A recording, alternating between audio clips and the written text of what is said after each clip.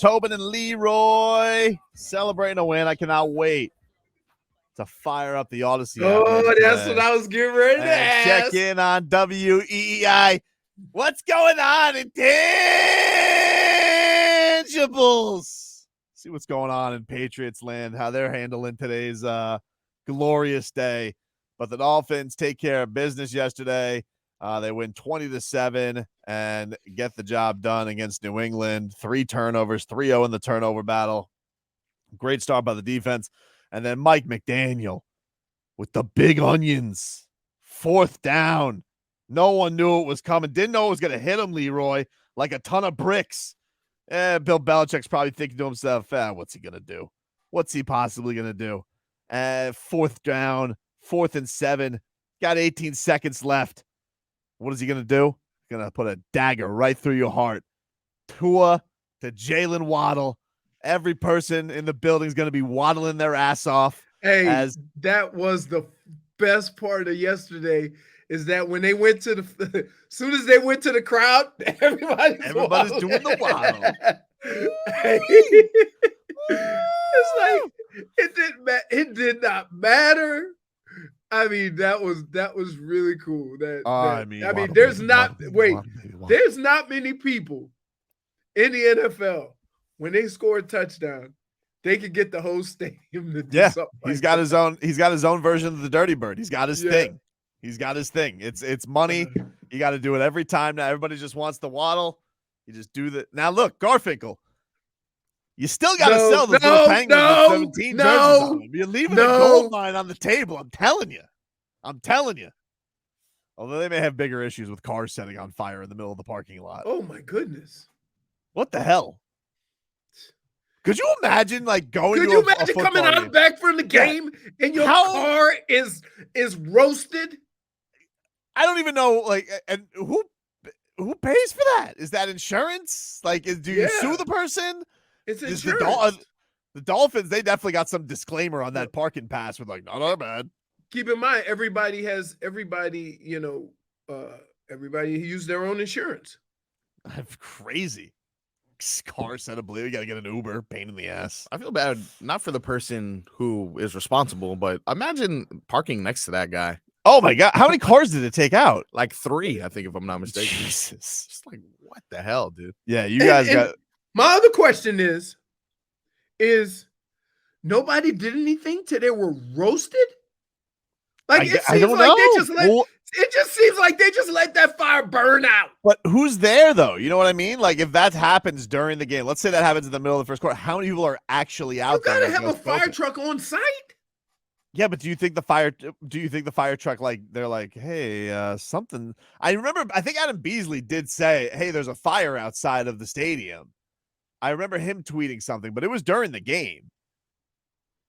You think they were all watching the Dolphins game and they were like, yeah, we'll get to it later? Yeah, probably. It's all overtime. You're there, you're come on, Rocco. Let's sit here and watch the game. Waddle's catching the touchdown. You smell something? Nah, only the Patriots getting their ass roasted. What does it smell like? It kind of smells the same as burnt car. Yeah, it smells the same. Let's get to the locker room, okay? Mike McDaniel, he gets the game ball. Of course, first win. Goosey's always get the game ball your first win. This speech, it's hard for me to like anybody more than I like this man as head coach. He's such a delight. He's so likable. But the emotion that comes over, and they didn't cry, kept it together. Props. But you could tell it meant a lot to him. Here is the Dolphins head coach after his first NFL win, embarrassing a washed Bill Belichick. On behalf of Stephen Ross, Tom Garfinkel, the entire Miami Dolphin organization, congrats on your first win as a head coach.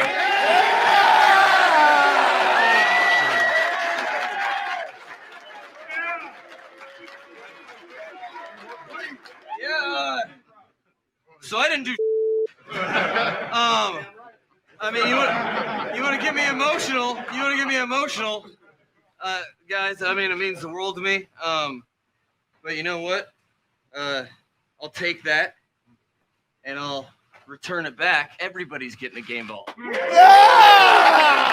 Because this one is one we can remember. remember, okay? This one is one we can remember as the start of it. All the buildup, I'm so proud. We could feel it during the game. Things weren't necessarily going the way that we wanted to. But we didn't crack, okay? We were complimentary 3-0 turnover battle, okay? That's how you win football games, okay? Learn from everything. I know I'm going to be proud of the stuff we put on tape, and we're going to clean it up, okay? But that is what we do it for. And I was just so proud of you. Honestly, I just love you guys so much. I appreciate it. It means the world to me. Hey, how about Tua? Yeah! Get in here and break us down. Tua! Okay? Get in and break us down. All right, let's go. Everybody in. Family. I love you guys, man. Good win. Family on 3. 1, 2, 3. I can't stay in my eye. Hey. Goosey's galore. So one of the greatest things about what we're seeing with Mike McDaniel. When is the last time you've heard a coach in a post-game anything not say these words? It was a good win, but we got a long way to go. Yeah, he never said that. Never said that. It's unbelievable. He knew it meant something. Meant something, right? And so it's like, oh, he basically said, guys, bring it in here. We kicked their ass. Now, and then he kind of throws it on the side note. Now, I'm proud of you because when we were sucking, that's basically what he's saying. When we were sucking, nobody got discouraged, and we fought through it. We'll correct those things. And he just kind of put a positive twist on the standard coach speak after a win. Oh. Or he didn't say this. Guys, it's just 1-17. Enjoy it. Enjoy it tonight. Back to work tomorrow. None of that. That's what you hear, right? Yeah, always. That's what you hear. So good. He said, and here's the thing. He said the same exact things as all those other guys have said before him. But he said it in a way that guys are going to be encouraged to go into the facility and get better. So good. It's unbelievable how, because I'm sitting there going, wow, that's a really positive dude. Can't wait to get back to work. Right? Wait. Yes. That's and it's amazing that then some coach comes there, hey, great win, got a long way to go. It's just one game. It's like, well, damn, we've been working all off season for the first week of the season. We get through it. Like, can somebody show us some teeth, smile, give a little vote of encouragement? By the way, and so I think when it's all said and done, there are going to be moments during the course of a game or a season where Mike McDaniel's going to have to go to this offense or defense and lay into them, okay? Sure.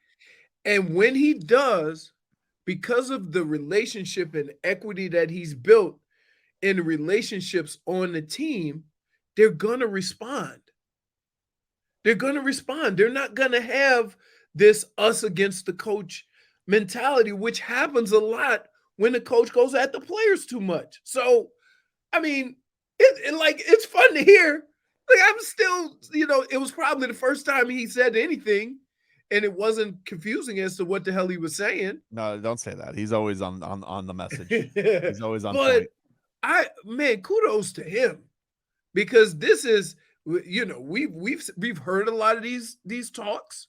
We've seen a lot of these press conferences, and he comes from a different place while accomplishing the same thing, right? It's just like, just for me, who I was with a coach, I had a history of being with yellers, right? I mean, Nick Saban was on the staff one year. Mm-hmm. My coach in college was a yeller. He had like 4 bypasses. right? Because he always, yes, he was a yeller. I'm sorry to laugh at that. The next coach was a yeller. Our offense coordinator in Minnesota, Brian Billick, a yeller. So, to just see it being done in a different way, right? Is what, man, that makes me feel good. Feels good that there's a guy. The Goosies. Just say you got the Goosies. Just say it. Come on. Just say you got the Goosies, dude. It's okay to admit it. It's a safe spot. Dude. Just admit it. Goosies after week 1 wins nothing. Dude, it doesn't matter. You can say it wins nothing. Just admit you got them. I got them what? From that speech. I just explained for 15 minutes what I felt. Don't tell me how I feel. It's never enough for this guy. Yes. He just won't admit he's got the Goosies. You know what? Here it is. Marcos, he wants us to come in here and say, that's my coach. Like, he wants you to drop. He wants to drop your tears. And then I tell you, if this SOB within the next 2 seconds will have a meme on Twitter about you showing the Goosies. That's what you do. Let's play a little Goosies, no Goosies with me. Did the speech give you Goosies or no Goosies? Yeah, but that's not 2 good choices. Did the speech give you Goosies or no Goosies? I'm going to say because you asked, no Goosies. Oh, you're a bastard. You know that speech gave you Goosies. I'm just saying. I'm not. Because here, anytime you play your little game, you go too far. You send us a text, Leroy. You asked me a very specific question. Do you want to know what do you say? Do you want to know what is it? 1 2 plus 1 2 equals? You're messing it up. No, what I said was yesterday that you got very mad at because you didn't want to partake in my silliness. No, I'm gonna tell you why. Go. I texted yesterday because J-Fig sent us an adorable meme of Tua Tagovailoa holding Bill Belichick as a baby. Right. And I asked you, hey, can you guys solve a math problem for me? And I said, no, I said silliness. I want no part. And you did it anyway. What's Tua plus Tua? And the answer is, of course, 4 and Doa. Daddy loves you guys. And he hit with a -1 on text. -1 because I said no, and you just rambled right through. I said nope. I said silliness. Too late for this. I'm out. Victory Monday. The Miami Dolphins are winners over the New England Patriots, 20-7. I just started listening to WEEI during the you want to just tune in and see what they got going on? I would love to. Did they even talk about it on the broadcast? Yeah, but Mac has to either stop and adjust quick, call an audible, or do something. That's on him. He's got to see it coming. No, you're right, because we don't necessarily know if that is Trent Brown's guy, right? The protection might be. I heard reporting after the game that the people in the locker room blamed Trent Brown, saying that was the blame game. No, we call that? Yeah, we call that finger pointing. We call that finger pointing already. Oh, it's on Trent. No, it's on McCorkle. It's on him. Design something, bro. Disarray all over the place. Yeah, man. Disarray all over the place. Hey, J-Fig, let's mute Leroy with whatever the hell he's got going on there in the background. That's great. I'm going to listen to that all morning and enjoy. Oh, there's those big grains falling. Yeah. I love snorting me some Patriots sadness. No, it's on him. No, you got to see that coming. There's those big grains falling. Hello, Leroy. We were just listening to WEEI. What happened? Yeah, we're just tuning in live. I just threw it on. I just threw it on the app and see what's going on. So it's either got to be between Trent and Mac, right? Oh, or even blame game. To be alert on that side. If you're Hunter Henry, who was on that side, hey, just be a heads up, alert. Looks like this guy's coming down. Something that has to be seen pre-snap. Talking about the Brandon Jones strip sack. Seen and it's noticed, you can relay the message to whoever needs to get there. Really? But when you look, regardless of that, when you look at this team and you look at what they do offensively, what do you see that makes you think that come week 4, there's going to be a significant change, upgrade? I don't know, because I believe that Mac has the potential. I mean, he struggled with the exact same thing. He's going to turn it around. He's going to do it. He's going to do it. Nah, you don't think he's going to do it. Don't belittle us. Don't patronize us. So here's the problem. Here's the stages of what they're going through. Right? We got some grief stages? Yes, because you give your coach and your organization the benefit of the doubt because they've earned it. Big Spoon! Big Spoon! Oh, I think it's been like 2 weeks since we've seen Big Spoon. Wow. Yeah, because she leaves early now. Wow. Huh. She got to take Rebecca to school. School, bro. Am I right? Yeah. And plus, so my daughter's doing sports, right? The single-handed most difficult event in all of sports, cross country. She hasn't run the width of our house before in life. Is she liking it though? Huh? Is she liking it? I mean, as much as one can running very far. Yeah, but that's just it. She hasn't gotten her tolerance up to where she can do it yet, and she's getting frustrated. I'm like, hey man, you can't just you pick the sport. Like when I ran track, I ran 100. Yeah. Right. I knew in 100 yards I was done. Right. So I could always finish. I could train. You're talking about her introduction was a 3-mile race. She's like, wow, 3 miles is far. Well, it is. Put it this way. Yeah. I said, your school is closer than 3 miles. So, yeah. So that's kind of how that is. But, yeah, it is what it is. Hit the ID here. Never has his key to get in the building. This is WAXY Miami, WSFS HD2 Miramar, the home of Tobin and Leroy, Jim Rome, Hawk and Crowder, the Miami Heat, and Inter Miami, and always live on the free Odyssey app. First of all, it is a Victory Monday here, which is brought to you by Gunther Kia in Fort Lauderdale on 441 just north of I-95. Or you guys can visit GuntherKia.com. For car buying done your way, you got to get to Gunther. The Miami Dolphins winners over the New England Patriots 20-7. Say this to yourself. And then you're going to laugh if anybody else would say this. Your 3-year quarterback has never lost to Bill Belichick. 4-0. That just sounds crazy. Especially when before the game, everybody was like, oh, what Belichick does to a rookie coach and whatever. Except for one small problem, Bill. Your defensive coach is now coaching offense. Yeah, except for one problem, Bill Belichick, and that is that your quarterback is also a bum now. So, any other shockers in the league? He had so Tua now matches John Elway, who is also 4-0 against Belichick.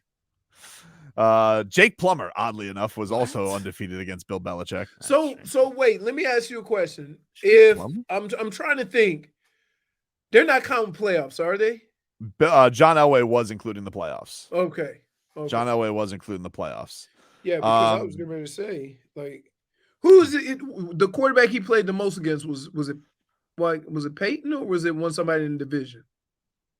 Oh, that's a good question. I don't have that because nobody else other than the Patriots ever kept the quarterback long enough. Stole this off the CBS broadcast. So that's where it was. But his record against rookie coaches, 47-16, and he had won 5 straight against rookie head coaches. That's because most of them were his coaches. This ain't your average rookie. Yeah. Well, I tell you what, the one thing that I would say about Mike McDaniel is that a lot of times guys get the head coaching job, they feel that they have to do things a certain way. Yep. And he kind of just goes on about being who he is and doing things the way he's always done them. The job didn't determine how he was going to act and handle these situations. So it's refreshing to see. Now, There's a fine line between coach speak and a kook. So a lot of people, around the country are looking at Mike McDaniel. They only hear, snippets of what he's been saying for the last 7 months, and they don't get the whole picture of how he goes about doing this thing, and they kind of look at it a little differently than we do. But there's also a fine line between a kook and a cook, and that dude was cooking. I mean, he was cooking, dude. I like that one. He was cooking. You don't like that one? I like that was good. Point for Tobin. Why? That's good. Every serious conversation we have, right? He gets that stupid smirk, and then he says something like that. Sometimes I feel like I'm on this show all alone. I actually don't know how you spell kook. J-Fig can turn off her cam and not deal with it. There was Scooby. Right. Marcos is basically little Tobin because team. He hits your -1s when you ask. Yeah. Right. You are definitely the guy at the table that gets bashed over the head with the bat. Can we hear Tyreek Hill with the quote of the day on Mike McDaniel going for it on 4th and 7? Because Tyreek Hill believes that Mike McDaniel's going to need himself an accessory. Man, McDaniels, he's gonna need a wheelbarrow, man, for his nuts to carry around, man. Cause he got a lot of football on this, you know what I'm saying? So that's he called by him.